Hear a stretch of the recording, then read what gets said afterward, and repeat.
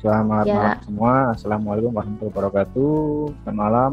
Salam sejahtera buat kita semua.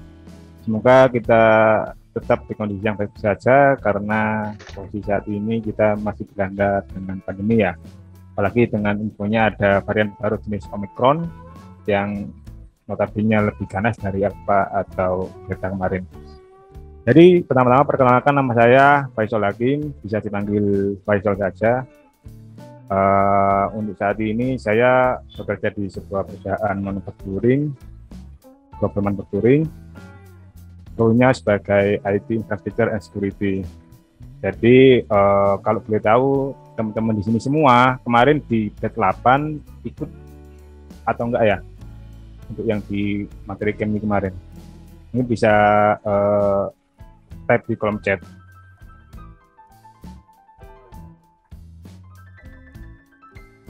Banyak yang belum ikut ya. Oke, kalau banyak yang belum ikut, mungkin kita mulai dari batch 8 kemarin karena di materi batch 9 ini adalah lanjutan dari batch 9 kemarin ya. Jadi kalau misalkan kita langsung nanti go through dengan materinya di batch 9, nanti akan nggak nyambung dari yang batch 8. Gak apa-apa, nanti kalau misalnya ada extend waktu, kita singgung di materi yang batch 9 ya. Oke, mungkin kita langsung mulai saja. Nah, saya coba sharing screen dulu saya. Screen. Nah, ini. Apakah screen saya sudah terlihat, Mbak Asti? ya sudah terlihat Mas Faisal. Ya. Oke.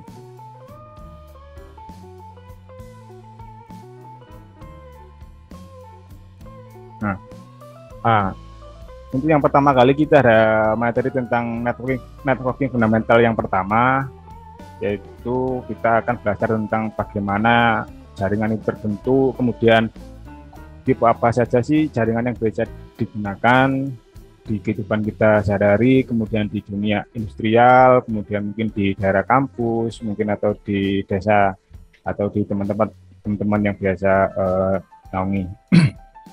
Untuk yang pertama kali, dasar-dasar jaringan ini kita akan belajar apa sih pengertian jaringan itu, kemudian perangkat apa saja jaringan, medianya apa saja, topologinya apa, kemudian jaringan apa saja di sekitar kita, kemudian TCP/IP itu apa, konfigurasi itu seperti apa di komputer kita, kemudian ada pengertian dari internet, intranet. Mungkin di sini teman-teman sudah familiar dengan intranet ya, tapi di sisi belakangnya bagaimana sih cara kerjanya internet itu seperti itu. Kemudian bagaimana kita membuat jaringan kita yang notabene mungkin nanti akan kita ingin menghubungkan ke internet. Dan yang terakhir adalah manajemen untuk penanganan masalah jaringan yang biasa kita hadapi sehari-hari. Mungkin karena materi yang kita sampaikan ini adalah based practice-nya kita di lapangan atau di dunia industrial ya. Jadi untuk teman-teman yang mungkin saat ini masih mungkin sedang kuliah atau mungkin fresh graduate atau sedang bekerja, nanti jangan khawatir. Nanti di materi ini kita akan kupas tuntas sesuai dengan kondisi apa yang ada di dunia industri. Oke, yang pertama pengenalan jaringan ya. Pengertian jaringan seperti kita ketahui semua, pengertian jaringan ini adalah suatu hubungan antara komunikasi antara device satu dengan device yang lain. Device itu bisa diartikan sebagai komputer, laptop, atau server, atau smartphone kita.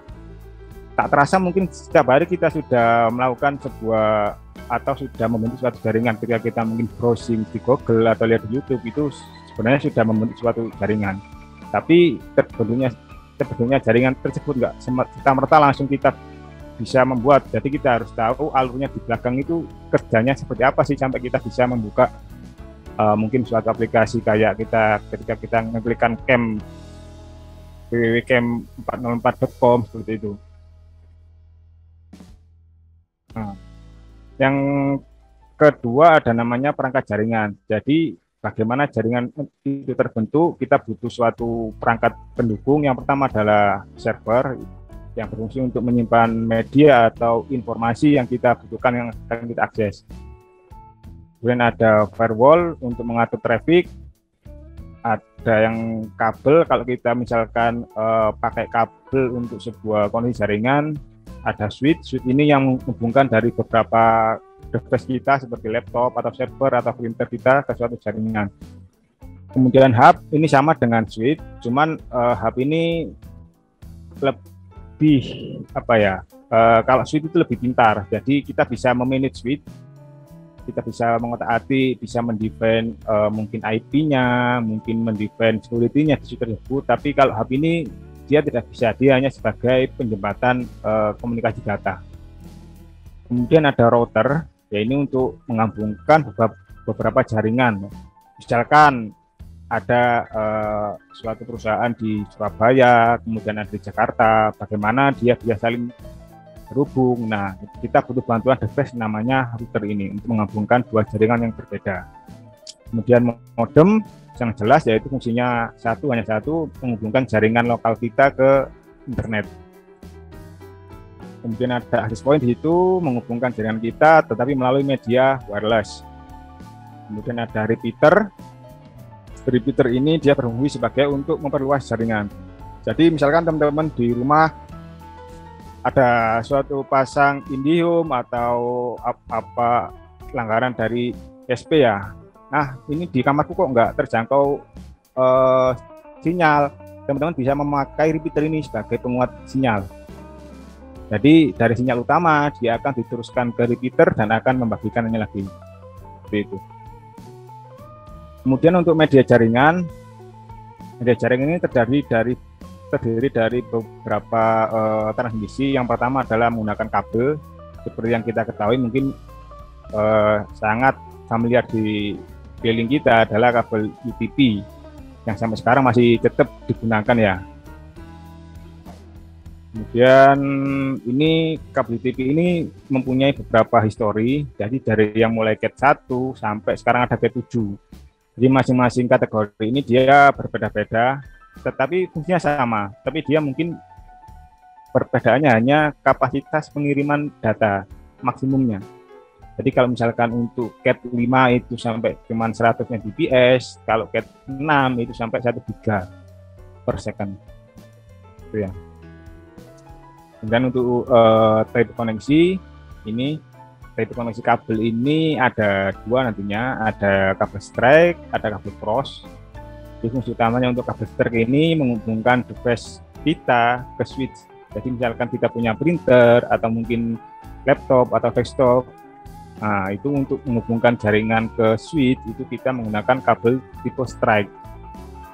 Nah, seperti yang kita ketahui, kabel strike ini dia mempunyai susunan warna yang harus saling terhubung antar port. Yang kedua adalah kabel cross, versi cross. Ini sebenarnya sama kabel UTP, cuman kita tinggal memodifikasi untuk pewarnaan kabelnya. Jadi fungsinya kabel cross ini dia menghubungkan switch antar switch. Jadi analoginya ketika kita mungkin di kampus ya, antara fakultas teknik ke fakultas hukum itu mungkin bagaimana cara menghubungkan switchnya. Nah, ini kita pakai kabel tipe cross, kabelan, tapi untuk koneksinya pakai cross jika jaraknya kurang dari 100 meter. Karena kabel UTP ini dia hanya mampu mengirimkan data sepanjang 100 meter. Untuk jangkauan yang lebih dari 100 meter, kita biasanya menggunakan kabel FO, fiber optic. Jadi fiber optic ini dia tak terpaut jarak ya, unlimited ya. Gitu. Kemudian kabel ada namanya yang kedua kabel SDP. Ini sih sama seperti kabel UTP, cuman dia lebih lebih kuat. Dalam artian lebih kuat itu dia kabelnya sama untuk warna, untuk tipenya, cuman dia lapisannya lebih kuat daripada kabel UTP. Gitu. Kemudian ada kabel koaksial. Nah, kabel koaksial ini sebenarnya sudah jarang dan hampir nggak pernah dipakai karena ini kabel versi lama. Yang tetap ada digunakan kabel koaksial saat ini adalah untuk CCTV. Tapi sekarang kebanyakan untuk CCTV kita semua sudah migrate ke kabelan untuk yang IP cam. Kabel koaksial ini untuk yang biasanya CCTV yang masih analog ya, gitu. Nah, kemudian ada fiber optik yang saya singgung tadi. Fiber optik ini dia mampu menjangkau lebih dari 100 km atau mungkin antar provinsi ya. Seperti yang kita ketahui, posisi kita sekarang di Indonesia, ketika kita mau mengakses mungkin website yang di hosting di Singapura, bagaimana kita bisa mengakses? Nah, antara Indonesia dan Singapura itu pasti ada suatu komunikasi, entah itu dari pakai kabel atau pakai wireless. Yang jelas ada satu koneksi, yaitu biasanya pakai kabel fiber optik yang biasanya ditanam di bawah laut. Jadi tanpa kita sadari, ketika kita mungkin membuka browsing ketika www.global.com, sebenarnya kita itu meminta ke server agar dia mengirimkan umpan balik ke kita agar bisa menampilkan website tersebut. Cuman karena dia kecepatannya adalah 0, berapa detik ya, jadi secara nggak langsung ketika kita request submit atau kita go, data akan langsung muncul di web kita. Nah, itu tergantung dari bandwidth atau kecepatan koneksi kita, gitu. Transmisi yang selanjutnya adalah jelas kita menggunakan wireless. Dia ada dua transmisi, kabel sama wireless. Wireless ini hanya yang pertama ini pakai access point, dan yang kedua kita pakai namanya parabola yang seperti mungkin saat ini diinstal pakai provider M3 atau provider Indosat. Itu kan biasanya ada tiang-tiang tinggi tower ya, itu di situ ada suatu wireless yang sangat besar yang bisa menjangkau beberapa kilometer. Kemudian next kita lanjut ke topologi. Topologi jaringan ini ada 3. Yang pertama adalah topologi ring, yaitu ini topologi ring ini topologi yang lama. Jadi dia kelebihannya adalah mudah dirancang, jelas, mudah untuk melakukan instalasi baru. Tetapi kekurangannya adalah jika ada kerusakan di satu sisi, sistem akan terganggu. Misalkan ini kabel ini putus, ini ibaratkan kita kabel ya. Jadi kalau ini putus, nah ini tidak akan bisa terkoneksi antar device yang lain, gitu. Kemudian ada namanya topologi bus, topologi ini juga sudah jarang digunakan karena ini instalasinya adalah berbasis kabel koaksial. Jadi instalasinya ada satu kabel yang besar. Nah, masing-masing dari device kita terhubung ke kabel backbone tersebut. Gitu. Nah, yang ketiga ada topologi star. Nah, topologi star ini yang biasa kita gunakan untuk saat ini. Jadi untuk saat ini kebanyakan semua elemen itu entah di kampus atau itu entah di industrial, kita memakai topologi star ini. Jadi bisa disebut juga topologi bintang ya, kalau teman-teman mungkin ada nanti tahu gitu. Jadi star sama bintang sama. Jadi dia akan membentuk suatu kayak bintang. Ini ada kita butuh bantuan namanya switch atau hub, yang mana untuk setiap device kita akan terhubung ke hub. Kelebihannya jika satu kabel ini putus, dia tidak akan mengganggu koneksi yang lain. Jadi kita patokan utamanya hanya mengandalkan kekuatan dari switch ini. Jadi kalau switch ini rusak atau mati, otomatis semua jaringan di sini akan down. Itu. Nah, itu bisa disebut juga untuk apa namanya? Kekurangannya ya. Jadi hanya terjadi satu pusat titik. Jadi kita hanya mengandalkan switch. Kalau switch ini rusak, otomatis semua jaringan akan terputus. Tapi kalau hanya cuman mungkin di satu klien atau dua klien, itu tidak akan mengganggu performa klien yang lain. Seperti itu. Next, ada mungkin kita akan di materi mengenali jaringan di sekitar kita ya. Jadi apa saja sih sebenarnya jaringan di sekitar kita itu? Mungkin ada LAN ya, Local Area Network. ini yang mungkin sering terdengar di kalangan teman-teman, mungkin tipe LAN, bagaimana dia cara bekerjanya. LAN ini sebenarnya sama untuk menghubungkan perangkat jaringan dalam kondisi jangkauan yang relatif kecil. Jadi mungkin hanya sebatas satu ruangan gitu, atau mungkin antar ruangan seperti itu. Biasanya digunakan untuk sekolah, kantor, maupun di rumah-rumah. Kemudian ada MAN, Metropolitan Area Network. Ini jangkauannya sudah agak besar, antara mungkin metropolitan ya. Kalau kita bisa bicara metropolitan itu kan menjangkau antar kota, antar daerah seperti itu. Jadi MAN ini adalah gabungan dari beberapa LAN. Jadi misalkan kita punya level area network di kampus A, kemudian kampus A punya cabang kampus A1 terdiri dari ada LAN juga. Nah, itu bisa kita konekkan dengan menggunakan jaringan MAN, Metropolitan Area Network. Otomatis kita butuh tadi yang namanya device router dan butuh koneksi internet untuk menghubungkannya. Seperti itu. Kemudian ada WAN. WAN ini ada singkatan dari Wide Area Network. Jadi idealnya WAN ini adalah gabungan dari LAN dan MAN. Jadi beberapa jaringan LAN yang sudah terbentuk, kemudian membentuk suatu jaringan MAN metropolitan, kemudian membentuk suatu jaringan WAN, Wide Area Network. Ini jangkauannya sudah seluruh dunia ya. Kita analogikan, kita punya office di Surabaya, kita office di Kalimantan, kita punya office di Sulawesi. Masing-masing office di Sulawesi ini dia punya LAN, punya jaringan lokal di kantornya.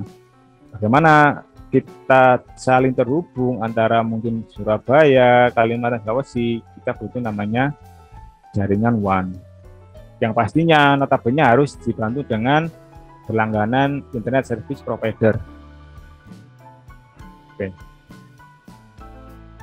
Next, nah kalau selanjutnya adalah bagaimana sih itu jaringan terbentuk, terus apa saja yang dibutuhkan sehingga kita bisa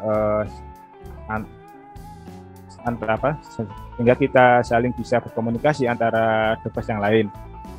Yang pertama adalah TCP/IP, yaitu standar komunikasi yang digunakan untuk bertukar data antar komputer.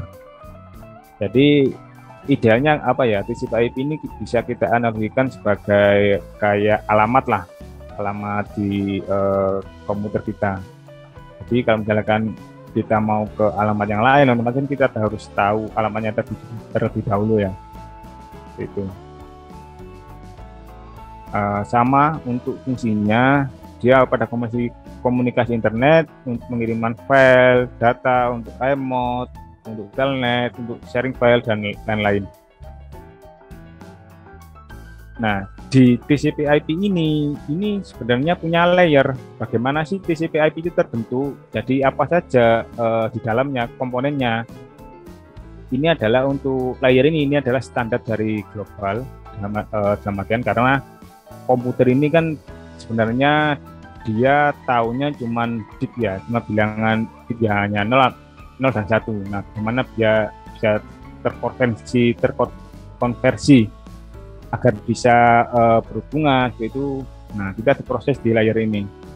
Yang pertama ada physical layer, kemudian ada network, ada internet, transport, ada application. Kita kupas yang pertama, layer 1, yaitu layer physical. Physical ini berhubungan dengan hardware yang membawa sinyal transmisi data. Jadi hubungannya ketika kita punya jaringan 1 dan 2, kita hubungan dengan kabel. Ini sudah terjadi transmisi media. Nah, ini dia bekerja di layer 1.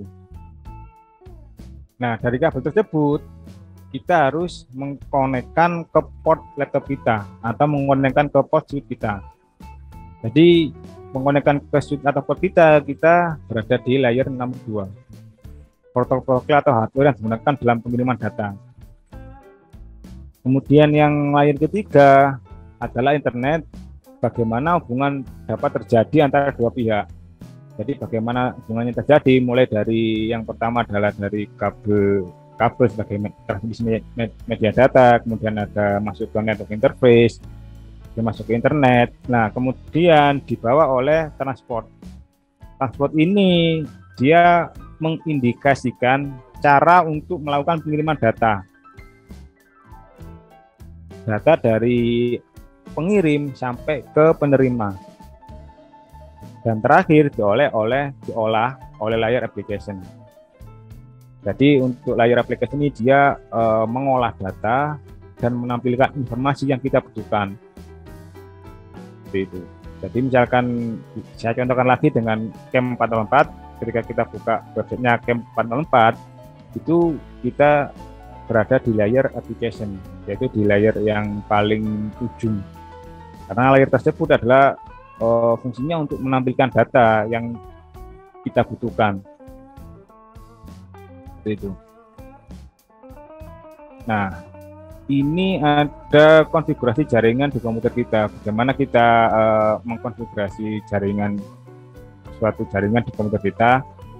Yang mutlak harus ada, kita ketahui adalah yang pertama ada IP address, yaitu yang IP address itu istilahnya sama tadi seperti alamat address ya. Jadi setiap komputer kita yang terhubung ke jaringan harus mempunyai IP address, harus mempunyai alamat. Kemudian ada subnet. Subnet ini dia yang menjadi pembeda antara network ID dan host ID.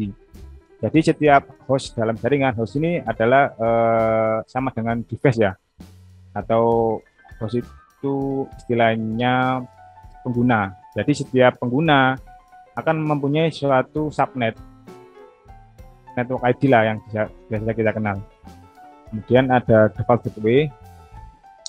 Default gateway ini yang biasanya untuk menghubungkan suatu jaringan keluar.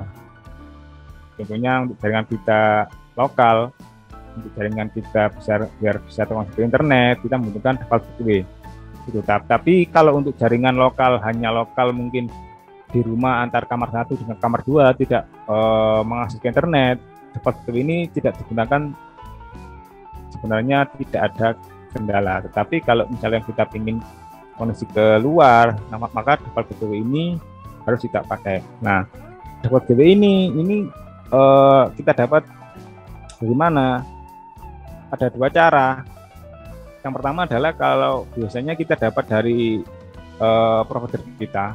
Kalau kita berlangganan IP statik ya, atau IP dedicated yang notabene lebih mahal daripada IP yang biasa. Yang kedua, bisa kita definisikan sendiri ke lokal, tapi nanti kita routekan ke default gateway yang dikasih dari internet. Nah, ini untuk route ini sebenarnya ada di materi kita yang kedua nanti. Seperti itu. Jadi ini kita kupas dulu yang kenalannya saja.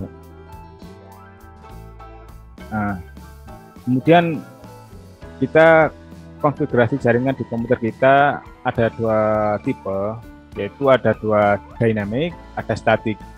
Yang mana untuk dynamic ini kita tidak pakai mengkonfigurasi di komputer kita tinggal colok kabel atau tinggal kita konekkan ke WiFi, otomatis laptop kita atau komputer kita akan mendapatkan IP address dari switch atau dari DHCP servernya. Jadi kita tidak harus memasukkan IP address ke komputer kita, karena sifatnya adalah dynamic atau DHCP automatic. Kemudian konfigurasi yang kedua ada static. Static ini kita harus menginputkan manual IP di laptop kita. Jadi untuk mendapatkan IP ini biasanya kita harus tanya ke network administratornya. Tapi untuk static IP ini biasanya digunakan hanya untuk case tertentu. Bayangkan kalau misalkan kita berada di hotel, ketika kita connect ke WiFi terus kita harus masukkan lagi IP, itu kan sangat tidak lazim ya. Jadi biasanya kalau untuk jaringan publik kayak di hotel atau sekolahan, itu kita pakai yang konfigurasi dynamic ini. Gitu. Kemudian lanjut ke internet. Lanjut ke intranet. Nah, ada internet, ada intranet. Jadi sebenarnya sama, konsepnya adalah komunikasi data. Cuman kalau internet ini dia adalah lebih ke privat. Jadi analoginya sebuah kampus ya atau sebuah perusahaan, dia punya suatu website yang tidak bisa diakses dari jaringan internet. Dia hanya bisa diakses dari jaringan lokal. Nah, itu namanya intranet.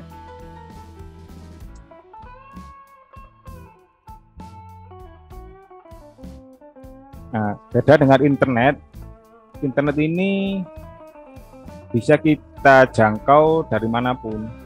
Jadi nggak hanya di private kita, tapi sudah global. Jadi untuk intranet biasanya itu adalah untuk case-case yang informasinya sangat sensitif, yang hanya bisa diakses oleh user-user tertentu di dalam sebuah jaringan. Tapi kalau internet ini dia sifatnya global, tadi bebas, seperti itu. Kemudian bagaimana untuk menghubungkan jaringan kita ke internet? Nah, yang pertama yang jelas pasti nomor satu adalah kita harus berlangganan dulu ke internet service provider. Yang ini bebas pakai provider apapun. Kemudian ada modem. Biasanya modem ini kita dapatkan dari provider yang kita berlangganan. Kemudian ada router. Router ini sebenarnya tidak wajib karena biasanya untuk modem yang kita dapat dari provider itu sudah ada di situ fungsinya router, cuman kita nggak bisa manage karena itu adalah setelan dari pabrik. Kemudian ada switch untuk menghubungkan device kita, laptop kita, untuk kita agar bisa saling berkomunikasi di lokal maupun ke internet. Ada access point untuk komunikasi tipe wireless, LAN kabel untuk komunikasi tipe wired atau kabel ya. Konfigurasi pada switch atau switch untuk menentukan IP address dan password setting Wi-Fi. Setelah kita mengetahui apa itu jaringan, apa itu IP address, apa itu intranet, selanjutnya adalah manajemen untuk penanganan troubleshooting. Jadi troubleshooting ini kita markup dari beberapa studi case yang ada di lapangan ya. Jadi kita simpulkan ada dua di sini tipe troubleshootingnya, ada di area hardware sama ada di area software. Yang pertama di area hardware ini related dengan perangkat keras. Yang kita ketahui perangkat keras ada router, switch, access point, kabel atau yang semua dengan perangkat keras. Kemudian di area software ini berhubungan dengan konfigurasi. Jadi mungkin konfigurasinya salah atau ada yang masih ditutup atau belum di open seperti itu. Dan permasalahan yang sering terjadi adalah di biasanya komputer tidak bisa saling terkoneksi. Pasti yang sering terjadi. Komputer terkoneksi tetapi tidak stabil alias putus-putus. Yang ketiga adalah koneksi lambat. Yang pertama untuk tidak bisa saling terkoneksi ini kita harus step by step harus tahu dulu ya. Gak bisanya ini ya, yang pertama kali harus kita cek adalah posisi kabelnya. Jadi sudah connect atau belum yang pertama. Kalau kabel sudah connect dan lainnya sudah oke, berarti kemungkinan ada trouble di konfigurasinya yang salah gitu. Kemudian komputer terkoneksi tapi tidak stabil putus. Ini jelas, ini mungkin bandwidth kita sudah penuh.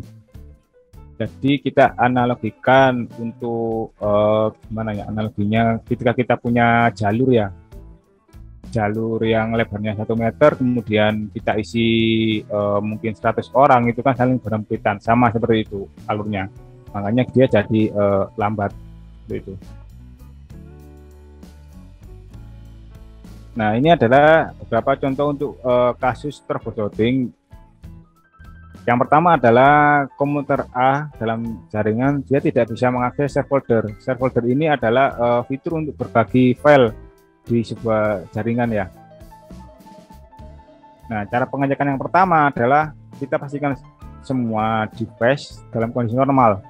Entah itu mungkin kabel, switch, atau server yang untuk menjadi server access folder kita. Setelah semuanya sudah oke, kita bisa melakukan tes pengecekan selanjutnya di komputer kita dengan memasukkan command prompt. Dengan kita ketikkan ping ya, ping ini dia adalah command untuk mengecek koneksi kita ke device tujuan. Kalau sudah muncul replay seperti ini, berarti koneksinya sukses. Tapi kalau muncul request timeout, berarti koneksinya gagal. Mungkin ada kabel yang putus, seperti itu. Setelah kita dapat replay, tetapi kok masih tidak bisa mengakses share folder, berarti langkah terakhir adalah share folder tersebut user Anda itu sudah diberi akses atau belum. Itu yang terakhir. Kalau belum berarti harus dikasih atau belum. Karena kita sudah melakukan step by step untuk troubleshootingnya. Jadi yang pertama pastikan semuanya oke, kemudian pengecekan melalui sisi software. Kalau semua oke, berarti ada di sisi konfigurasinya share foldernya. Itu. Kemudian ada contoh kasus kedua, komputer A dalam jaringan tidak bisa mengakses ke internet. Yang pertama cara pengecekan, oke, pastikan semua device dalam kondisi normal, itu ya mutlak ya. Kemudian cek indikator internet di modem dalam kondisi normal. Biasanya kalau modem kondisinya tidak normal, itu dia muncul blinking warna merah. Itu mengindikasikan biasanya kabel penghubung dari luar ke modem itu ada yang putus di jalan. Biasanya itu ya biasanya terkena proyek atau putus macam-macam lah. Yang terakhir, jika jaringan lokal tidak ada kendala tetapi tidak bisa mengakses ke internet, kita telepon call center, karena bagaimanapun kita tidak bisa membangun suatu internet sendiri tanpa kita berlangganan ke ISP. Jadi in case kalau kita pastikan di jaringan kita sudah oke semua tetapi kok tidak bisa mengakses ke internet, hal yang harus dilakukan adalah memanggil atau menelpon call center dari ISP yang kita berlangganan. Kemudian yang ketiga, contohnya komputer A bisa terkoneksi normal internet maupun akses folder, tetapi dia tidak bisa mengakses intranet. Nah, caranya yang sama. Yang pertama adalah untuk mengecek semua kondisi device. Yang kedua, melakukan tes koneksi dengan melakukan setting tadi. Kemudian jika sukses tetapi kita tetap tidak bisa membuka intranet kita, berarti ada satu kendala di sisi servernya intranet. Mungkin servernya mati atau ada servis yang nggak jalan, seperti itu. Karena kita fokusnya untuk kali ini kita hanya di network, jadi kita nggak membahas mungkin tentang server atau servis yang running, seperti itu. Ini ada beberapa sintak yang bisa kita gunakan di beberapa jaringan yang bisa kita gunakan setiap hari. Yang pertama ada ipconfig. ipconfig ini dia berfungsi untuk melihat IP yang kita dapat. Jadi ketika kita mengeklikkan ipconfig, nanti akan muncul IP yang kita dapat berapa, subnet yang kita dapat berapa, kemudian port yang kita dapat berapa. Gitu. Kemudian ada ping tadi untuk mengecek kondisi jaringan. Kalau kita tes ping ke alamat tujuan atau ke host atau domain atau komputer name kita, kalau ada replay berarti jaringan kita sukses. Tetapi kalau ada muncul notifikasi RPO seperti ini, berarti jaringan kita ada kendala. Kemudian ada netstat. Netstat ini dia berfungsi untuk menampilkan statistik kondisi jaringan kita yang sedang kita pakai. Jadi mula-mula kita ketika netstat ini dari mana, stat dari berapa, lokal address-nya kita pakai berapa, seperti itu. Nah, jadi ketika kita mungkin buka aplikasi WhatsApp, buka aplikasi apapun, itu akan tercapture di sini. Kemudian untuk netstat min n ini melihat berapa port yang digunakan untuk IP. Jadi sebenarnya ada port itu istilahnya semacam protokol yang biasa kita gunakan. Kalau kita mengakses website itu kita menggunakan port 443 gitu. Jadi di sini ada IP address, di sini ada port. Nah, ini titik 2.443 ini adalah port. Gitu. Kemudian netstat min s ini melihat statistik jaringan kita. Kemudian ada threshold. Threshold ini adalah fungsi sebagai untuk mengecek mula-mula jaringan kita ini ketika kita mengakses google.com itu melalui mana saja. Jadi istilahnya apa ya? Alur lah. Jadi kalau misalkan dari Jakarta Timur ke Jakarta Selatan itu lewat mana seperti itu. Jadi ketika kita merot ke servernya Google ini kita melalui provider Indosat, terus melalui server IP ini, IP yang lewati. Gitu.